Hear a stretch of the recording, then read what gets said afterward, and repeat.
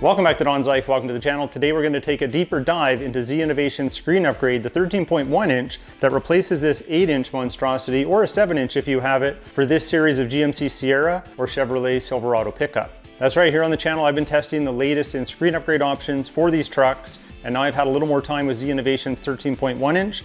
I want to show you more of the functionality and take a bit of a closer look. Let's go.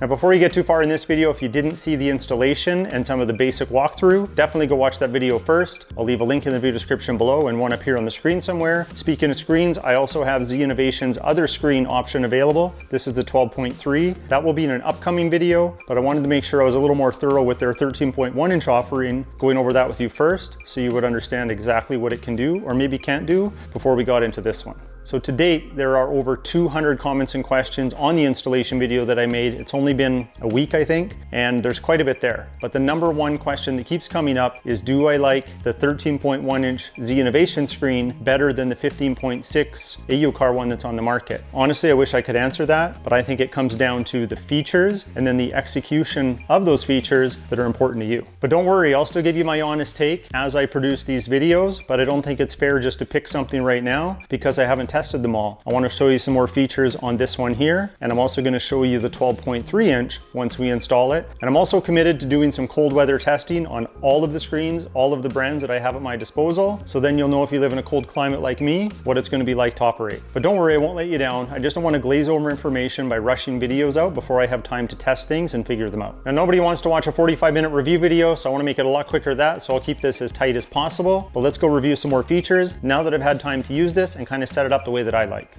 Okay, so a couple things I want to talk about right off the bat. When you start the vehicle, you have the option of having this screen here, your default car user interface, if you want to call it that. You can have this be the default start screen every time you turn on the vehicle, which was how I had this set up in the beginning and which is how I have it set up currently. And from the last video, you can see now I've set it up for left-hand driving position. So I have my volume controls right here. And these volume controls, because we're on the factory user interface, they're controlling the factory volume. That's why you have this very recognizable volume display right there. And it also works on the steering wheel, which will display in your gauge cluster. But from here we can adjust the volume, no problem. So this is on the main factory screen. And a question that keeps coming up is, do you lose any features or functionality? The answer is no. Everything is here. If you have a trailer, you'll get all your trailering tech available here, just on a much larger display. This gold outlined area here is an 11-inch display versus the 7 or 8-inch that you would have had before. So it's much bigger, and I think it looks great. When you bring up your cameras, everything looks fantastic. So we were talking about features and execution. Well, I think that when it comes to camera implementation, this screen really does a great job. So at the end of the last video, I showed that my GPS antenna adapter came in, so I could use the shark fin that's mounted on the roof of the truck and have it tapped into here. So that's been added into the mix, and it was really easy to do. I was able to just pop the screen off, just like this, expose the wires, and attach the adapter right here. So that's how easy it's going to be for me to swap out to the 12.1 inch screen once I'm ready. And putting it back is simple. Done. Again, I'm doing everything just like the factory. All my climate controls are down below. That was one of the nice things about this install, is all my HVAC controls are right here. Turn my fan on, turn my fan off with knobs, just like we all like. But now to leave here is quite easy. We just swipe down, we have our home button there. And if we swipe down, we can also see everything that's kind of going on here, and we have some shortcuts. So let's go to the Android screen right here, but it's going to go to a new graphic user interface that I've installed, which is this right here. So I'm going to come back to this. We'll talk all about this in a moment. But first I'm going to go to my apps, and I just want to show you the GPS here. So I'm in my garage and I've got all of these satellites that I'm still picking up. So you can imagine once I go outside, it's going to be a lot more. So if you're wondering, like, why do I want to use a GPS tap? I find that the shark fin mounted to the roof is going to give you much better line of sight of the sky than the antenna that's provided in the A-pillar or anything like that. And good news, Z Innovations is looking to include a GPS tap that you can use if this is the method you want to go for your GPS signal. I don't know exactly when it's going to be ready yet, but I know it's in the process. So in the comments, questions about how Z Innovations would support customers if they purchased one of their units. Well, not only will they have a dedicated Facebook group to help people with their concerns, their questions, and their commentary, they will support every customer. They will support every customer that hires a shop to do the install, but it is meant to be a DIY project, so they don't have installers that are going to have these in stock that you can buy them from and get them installed. You'd order the product from Z Innovations, use my codes to save some money, but then they will help you with any after-sale support that you need or installation support, either directly or to your installer that you hire to do it for you. Remember, this uses the hardwired auxiliary in connection with your factory audio system and not Bluetooth. You can see my phone is connected to Bluetooth, but that's to the factory Bluetooth module. I do not have my phone connected to the new screen's Bluetooth transmitter. I don't need to. I can answer all of my calls with the truck with the steering wheel controls, and I can also use CarPlay through the screen, wireless or wired, and I can handle phone calls that way as well.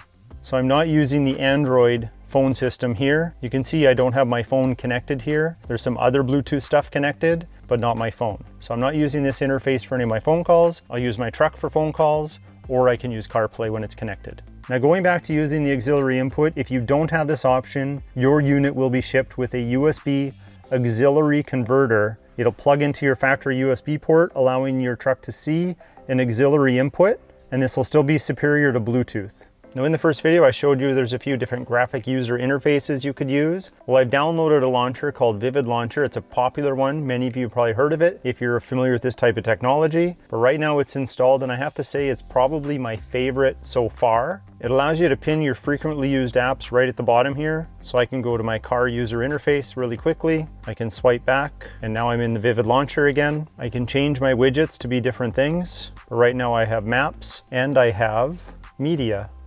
So I can bring Spotify up here as an example. That was until General Motors would take a near billion-dollar gamble on a new engine architecture. So here I have maps on one side, I've got Spotify on the other. I can actually interact with Spotify. This is just an example. You can see we can put shortcuts of other media right here. Depending on the nature of the media, it might have to be full screen, not split screen like this. But I can also go Apple Music as an example. It'll bring up Apple Music as the app that I have saved here. Got some music playing. So you can see it's very intuitive, works well, and I can get to all of my apps here. I can still do split screen like we talked about before. Maybe I want to use my original car interface, and maybe I want to use Google Chrome. So here we have Apple TV playing. Apple TV is not available as an app, so you can watch it through your browser, just like this. Let's turn some volume up. Help yourself. Hey, thanks again for You can also adjust the volume here. I got Pierce Tech. Gasoline. So people are wondering, hey, can you control the volume on the screen other than say just the steering wheel? Yes, you can. Just keep in mind that this volume here is controlling the volume of the screen, but the volume of the factory unit is still controlled by things like the steering wheel, or if we were in the full screen of the factory unit, I can turn the volume up here.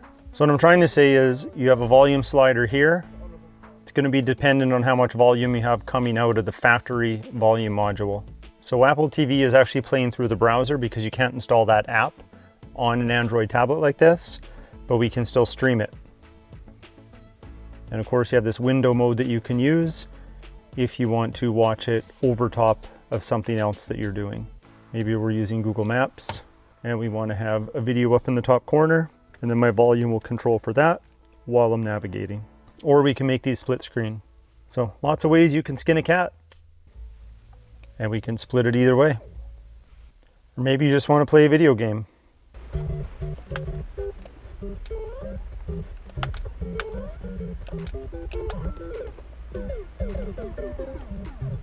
Maybe I'll stick to modding trucks. I haven't played this since I was a kid. But back to Vivid's car launcher, I find that it's got quite a few settings that I really like. So you can see through these features here, we have different widgets that can show right on the home screen. We've made this a default launcher. These are the other launchers that come with the screen, but we've decided to go this route. We can have it auto resume music.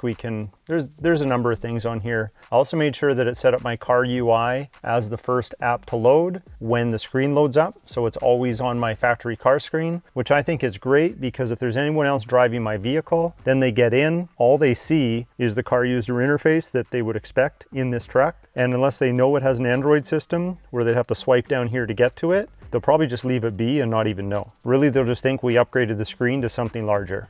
Now, if you wanted CarPlay to auto connect wirelessly or wired, once you plug it in and not have to push the CarPlay button, then you would just add the app right here and it would have that app on in the background. And then if the phone was in proximity to the screen, when the screen was turned on, it would auto connect with CarPlay, or if you plugged in the cable, depending on how you have it set up. The theme I have loaded is the classic dashboard. You can go with the card dashboard. I'll show you what that looks like here. So when I hit home, it'll take a second, but we have different widgets we can load. So this might be something you'd like. If we click on one of these, it'll actually take us to that app. But then while we're here, we can change what our clock looks like. We can have shortcuts for our Wi-Fi, Bluetooth, that type of thing. A number of different things you can do. Let's go back to the settings here. I'm gonna leave it with classic. Changing the wallpaper couldn't be easier. Just save your photos in the same directory that all their default photos are in. So let's say I want to go with this one here, set that as my wallpaper. Then when we leave and go to all the apps, you can see that an older version of my truck is there for the wallpaper. Going back to the settings again, for our display, we can actually adjust the brightness. This will work with the ambient light sensor. So when it's dark and it's light, the screen dims and gets brighter on its own. We can also choose our appearance. We have light. I like dark. I'm going to leave it on dark. Or you can have auto, so depending if it's nighttime or daytime, it'll switch between the two themes. I'm going to leave it on dark. I think that looks better. You can adjust your brightness here, but there's also a shortcut here. If you swipe down twice, you can get to brightness right here and you can adjust it. So I think a lot of people are wondering about that. You have manual brightness adjustment and you have auto adjustment with the ambient light sensor that the truck has built into it.